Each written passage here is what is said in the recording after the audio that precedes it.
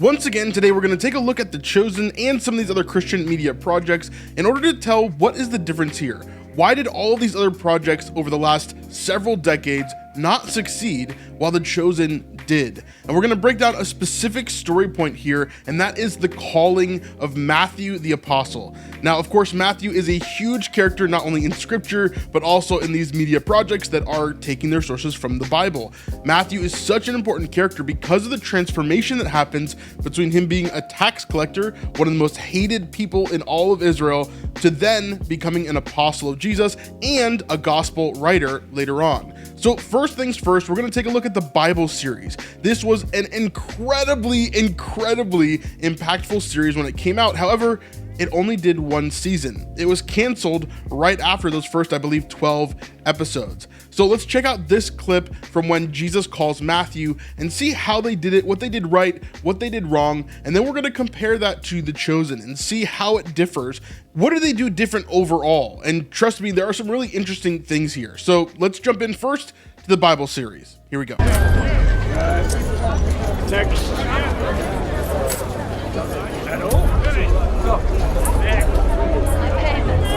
All taxes must be paid in full! Take it away. I love the atmosphere here, first off. I think the atmosphere of kind of aggression and kind of this undertone, the music there of bringing this tension is really interesting. Maybe something we don't really have in The Chosen, so I think this is a really unique take. I also like the fact that it's not just money that they're bringing, but they're also bringing goods like chickens and different things to try to kind of cover their debts, which is quite interesting here.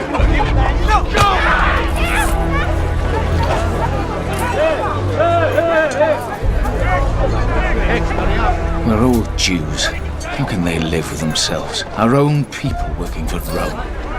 These people make me sick. Collaborators. Let's move on. So there we go with the apostles here. Jesus and his apostles, basically the apostles are saying under their breaths what they believe, what they see of the tax collectors, how they don't trust them, how they don't like them, right? This is a common thing in the culture. So that's accurate. That's good.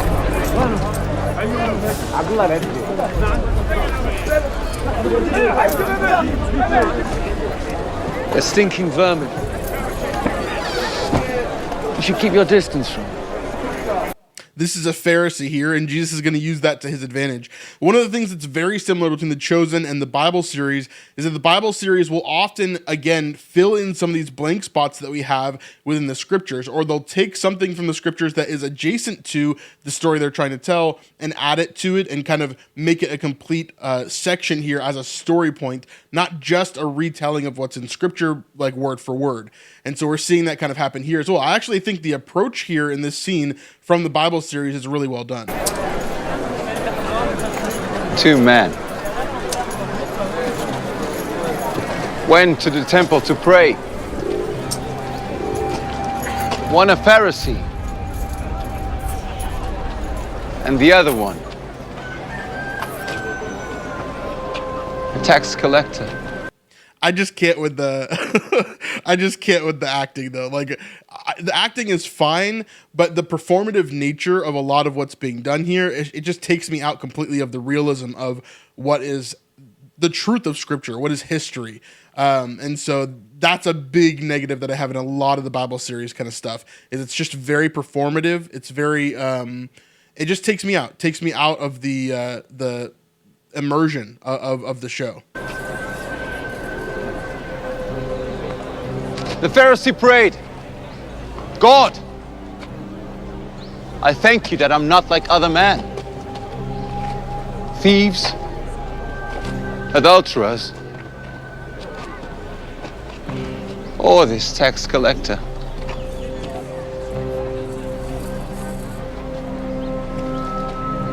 But the tax collector didn't even look up to heaven.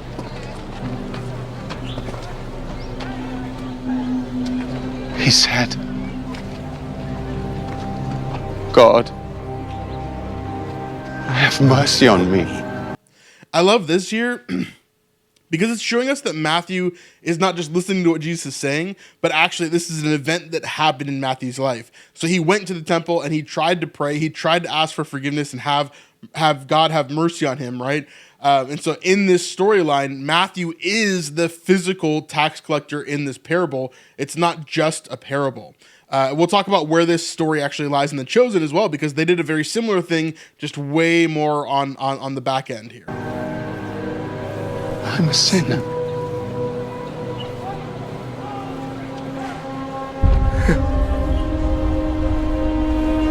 God bless the tax collector,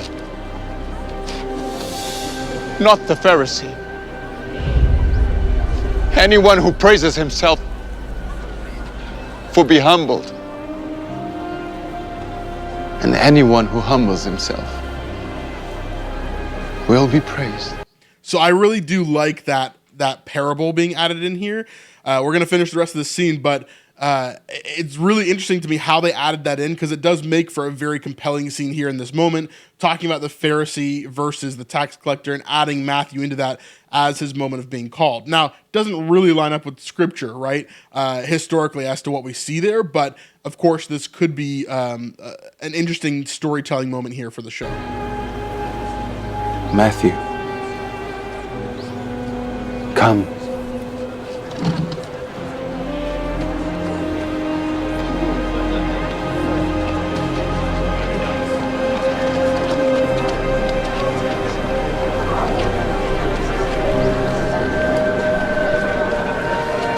So pretty accurate there. Matthew just gets up and leaves and goes with Jesus. That's pretty good there. See? Now he even calls the sinners to follow him. One has to wonder of the sins committed by his other followers. So interesting point there. The Pharisee is trying to say like, oh, his other followers must be sinners as well. Of course, we're all sinners. And that's the point that Jesus is trying to make. The Pharisee is still missing it there, of course. So a lot of that is really, really good. At the end there, we also see that his apostles begin to kind of welcome Matthew immediately. This is something that is kind of interesting. And I think it's one of the biggest points we're going to see different in the Chosen series here. So first, let's look at Scripture. Let's see what actually happens in the two different verses that we see Matthew being called. That would be Matthew 9 and then Luke 5. And so Matthew chapter 9, we see here, Jesus calls Matthew. It's very quick. It just says, as Jesus passed on from there, he saw a man called Matthew sitting at the tax booth, and he said, "Follow me." And he rose and followed him. That's basically all we get, right? And then we see again Luke 5, it's very similar. After this, he went out and saw a tax collector named Levi sitting at the tax booth. If you don't know, Levi and Matthew are the same person, just a nickname or a different name, maybe a Hebrew versus Greek name, different things like that that are kind of going on here. So sitting at the tax booth, and he said to him, "Follow me." And then he, leaving everything, rose and followed him. So very similar here as we're seeing in Scripture. There's not much that kind of shows us around this, but we know historically and culturally, there would be a lot of things that go around this, that would be really interesting to see when it comes to Matthew. Now, we know for the most part throughout the rest of Scripture, and as we look into Matthew's kind of journey with Jesus, we know that he is not like shunned by the rest of the group, for example. We know that he is not hated amongst the group and that he is not pushed out of the group. Clearly, Jesus welcomes him in. He says, "Come follow me." And then the rest of the apostles eventually probably have a pretty good relationship with Matthew. But I guarantee that did not happen day one or month one or maybe even year one, because being a tax collector is the worst of the worst of the worst that you can pretty much possibly do. And we see the apostles all throughout Scripture have trouble with grasping what Jesus is trying to teach. So I have no doubt that they would also struggle in this here, which brings me to The Chosen. I think The Chosen obviously approached this in a different way altogether. Now, one of the major things that's different about The Chosen is that it is longer than one season, and it had always been projected to be longer than one season. Since the very, very beginning of the inception of The Chosen, they wanted to have multiple seasons. Upwards of 7 seasons is what they were trying to do, which is what they're doing currently. This is such a big boon to the storytelling because you can plan for something to start in season 1, but then have a payoff in season 5, right? And so we see these things happen over and over again in The Chosen. And of course, the same thing happens here with Matthew. Because the Bible series only had 1 season, I think one of the reasons why it only had 1 season is because it never thought of itself as something that could go further along. For example, there's a lot of storylines that never weave in and out of the series. It's just a quick, hey, we're here at this Bible moment, we're going to tell this story, then we're going to be finished with it, and that's it, right? Whereas The Chosen will kind of give hints towards Bible stories and lead you on throughout the entire thing. One of these great examples is Joseph of Arimathea. I believe that Yusuf in The Chosen is Joseph of Arimathea, but it hasn't been revealed yet. But they've been giving us little nuggets and little clues all throughout the entire series so far. And I don't think it's going to really going to be revealed until season 6 or season 7, whenever he goes and he helps to bury Jesus and all of that happens there. So it's obviously a huge long tail that this payoff has here as they're kind of planning out the series overall. And there are many, many, many things like that in The Chosen that happen over and over again. But today, of course, we're talking about Matthew. So let's jump into Matthew's story here and talk about how this works in The Chosen overall. But real quick, before we get into that, if you love what we do here on the channel and you want to see us creating more videos just like this one, then the best way to help support us is through snipesupport.com. This is our Patreon where you can pledge $5, $10, or $25 a month in order to help us to continue making videos just like this and creating content in general here online. Now, we've got a bunch of supporters over there that get extra content every single week. So if you want to join them, join some of these chat groups that we have going on, talking about The Chosen or other Christian media projects, asking questions, and even have a direct message line straight to us, then that's the best way to do it over there on Patreon. Anyway, love to have you over there. Let's continue on with the video. How this works in The Chosen overall. We live in the same world, Matthew. Next. Besides, what else are you gonna do with a mind like yours?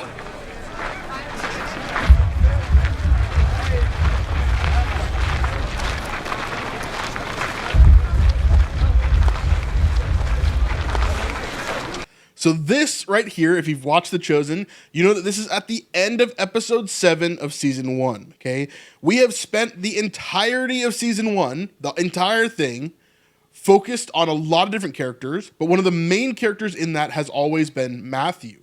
Matthew, from the beginning of season 1, at the beginning of episode 1, has been a main character that we've followed all the way through. We've seen what he does, how he does it, what his feelings are around it, what is his relationship with his family, what is his relationship with Gaius, his Roman guard, what is his interest in Simon and Andrew and Jesus himself, right? We've seen all of these things. What are his interactions with Quintus? So we've seen a lot of Matthew before this point even starts, right? Before we even get to the calling of Matthew, which in the scriptures is the first time we're introduced to him.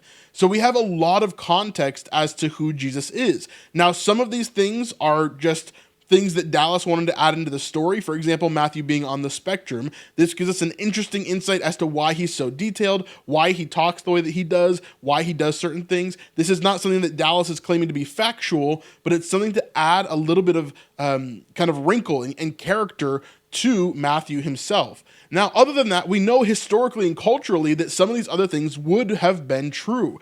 Matthew's tax booth, how he would have dressed, how he would have acted with these different parishioners as they're coming up and they're giving their taxes, right? What he would have done with that money. For example, he would have stolen a lot of that money for his own personal gain. Rome wasn't paying him a salary to do this job. He would have stolen. So how would that have interacted with everybody else's thoughts about him? Nobody in this group, except for maybe Mary Magdalene, was like really hyped that Matthew is being called here.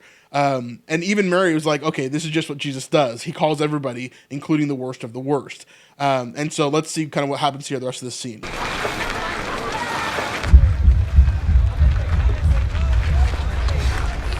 Matthew.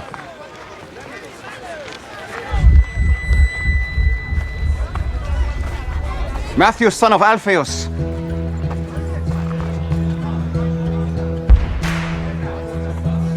Yes. Follow me. Of course, that's the only words we really see in scripture there. Follow me. Me?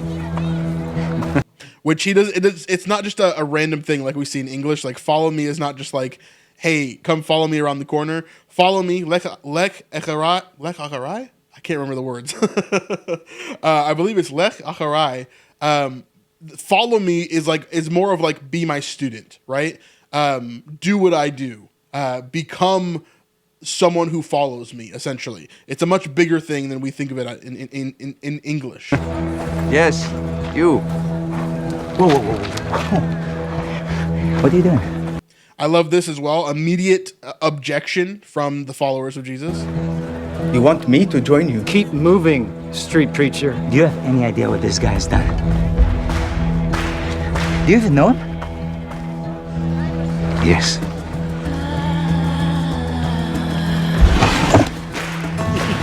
Then Matthew goes and follows. If you've seen the scene, you've seen the scene. So I want to continue on because there's some really interesting things as we continue on here in the story. For example, this is one of my favorite moments from season 2, because not only do we get these moments with Matthew, like we do in the Bible series, right? We get this moment where he's called, but we also get the surrounding context around all of it, so that it makes way more sense as to who Matthew is, why he was treated the way that he was treated, why tax collectors were hated overall. And so we get a lot of context around this, but it's also a massive story of forgiveness, right? So if we go to season 2, episode 3, we see this moment right here. Do you even know what it's like to be Jewish? To suffer for centuries and centuries because of it, but to still commit to it?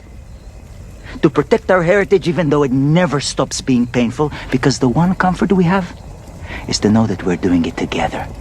That we're all suffering together. But if we just wait a little longer, if we hold tight just a little more, we'll have rescue, because we're chosen, all of us. And you betrayed that, and you spit on it. I can't forgive it. I'll never forgive it. So that is a huge scene right there, where Simon he's yelling at Matthew, right? This is a massive moment in season 2, and I remember a lot of people being upset at this. Now we get a couple more scenes throughout the series that all culminate into one moment in season 4, and that is where finally Simon is able to forgive Matthew. Now this is a microcosm of the greater kind of understanding of forgiveness, particularly with Matthew throughout the apostles, right? It's not just Simon that needs to forgive Matthew, but it's all of them. But he obviously is the catalyst for this. He is the one that harbors the most amount of anger towards Matthew in all of this. And so they have a lot of different moments throughout the series of like, Matthew's really not asking for forgiveness. Simon is not really giving forgiveness. He's not asking for forgiveness for what he's done and what he's said.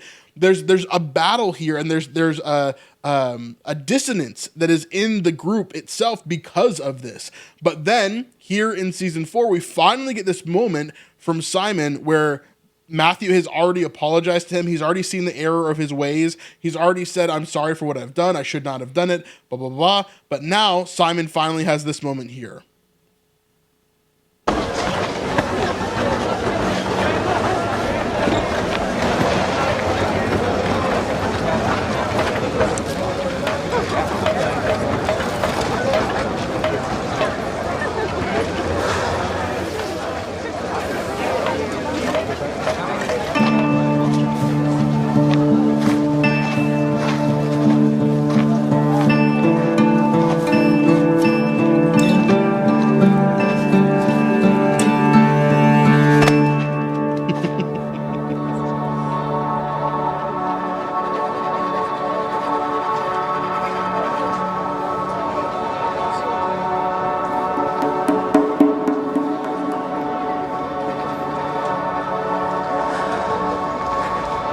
I forgive you. So this journey, remember, has gone from episode 1 of The Chosen, when they have their first interaction. Simon and Andrew are talking about their taxes. Simon says that they made a deal with Quintus, and he's kind of fighting Matthew back and forth. That is when the dissonance, at least started in the show. It actually started years before then, whenever Matthew started being a tax collector in the first place. But then we finally get this payoff. Remember, in the storyline, this is like 3 years later, okay? This is like years and years and years down the line from where the original story started, okay? So this is a massive payoff that we've been waiting literal years for in terms of waiting for the show and in the show's timeline itself. This is something that the Bible series could never do because it was only a one series show. And it never planned to do it. There was no storylines within the Bible series that were like weaving throughout that were going to lead to a big payoff later on. This is why The Chosen is so successful, is because it's a great TV show, not just a great biblical TV show. And so this is a huge difference, I think, in my opinion. There are a lot of things that the Bible series did well. I really loved that series when it first came out because there was really nothing like it whenever I was just graduating high school basically during that time, and we would watch the series every single week as it came out in those first 12 episodes there. But The Chosen is at a different league entirely. Not only the cinematography, the music, the acting, the script writing especially, but there's a whole bunch of storytelling that is packed into every single episode. I love that the writers don't think of us as kind of dumb or stupid as we're watching the show. They allow things to happen. For example, hearken back to the parable of the Pharisee and the tax collector. In The Chosen, they used this same thing for Matthew specifically. But how did they do it? They did it during the scene of the healing of the paralytic. If you remember, Tamar brings her friend and they lower him down into the roof, Ethan, and Jesus heals him there. But before this happens, Jesus is actually teaching to the crowd at Zebedee's house. And so at Zebedee's house, he's looking at the crowd and he's teaching to them. And in the background, while we're focused on other things, you can hear him very faintly begin to teach this exact parable. Why is he doing that? Because Matthew has just gotten on the scene, even though he's not following him yet. It'll be in the next episode that we see Matthew is convinced. Let me tell you a story. There were two men that went up into the temple. Excuse us. One of Please. them was a Pharisee, Vestos, right? The other was a tax Shalom, good to see you. collector. Word. Yes? This is Jesus of Nazareth. Keep listening. Standing by himself. Goes inside to the temple and he prays this prayer. You hear okay? He says, He's amazing, huh? God, I thank you that I am not like other men. Excuse me. Extortionate. Excuse us. Unjust. Please. What's going on here? This is a peaceful gathering. That is what the Maccabees said. They're blocking the road. I'll move them. These haven't been little told what- tiny things that are in The Chosen that we don't really realize are such a huge impact on how the show is formed overall. And I think it's really, really important that we understand a lot of these things, that we see how The Chosen is just so amazing, not just because it's a biblical show, but because it's really, really well done. And we should take notes, whether you're creating Christian art, music, movies, TV shows, whatever it is, you should do it to this level as much as you possibly can. Because if you can create something that has an impact, then God will be able to use it in his ways. And he'll be able to amplify it in his ways, just like we're seeing with The Chosen. The Chosen is not just some random thing that God decided to elevate. He prepared Dallas Jenkins ahead of time. He prepared Ryan and Tyler and everybody that worked on it from the very beginning. He prepared them ahead of time in order to get them to where they are now and where they're going in the future. Anyway, I love to see it. I love talking about these scene comparisons. Of course, we'll do more in the future. Let me know what you would like me to compare when it comes to other biblical projects. But yeah, this is a huge one for me. Remember, story is king. And God used story throughout everything. Jesus used story throughout everything with his parables and everything else. There's a reason why he did that. Anyway, let me know what your thoughts are on this comparison, and we'll see you guys on the next one. Peace.